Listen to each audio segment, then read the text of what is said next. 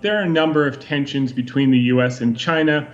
I think the most important thing that we need to keep focused on is so long as the terms of the phase one trade deal are carried out, the rest of it will probably just be rhetoric. For instance, you saw in Hong Kong, there was not much action taken with regard to that.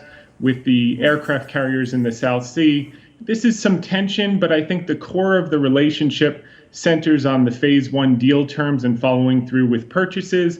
And so far, that's gone according to plan. Okay, and what is your view in the stock market overall in that conditions? Yeah, I think there are basically three themes happening in the United States. Number one, the economic data continues to outperform. So if you look at the Citibank Economic Surprise Index, it hit an all-time record, and that measures the percentage of economic data that are coming in better than consensus. That's number one. Number two, which is bullish, and you're gonna see that flow through to Q2 earnings.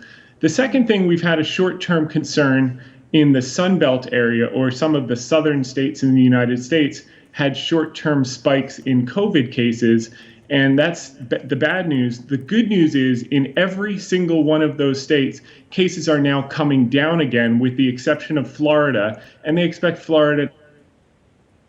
So what was a short-term shock now is starting to come down.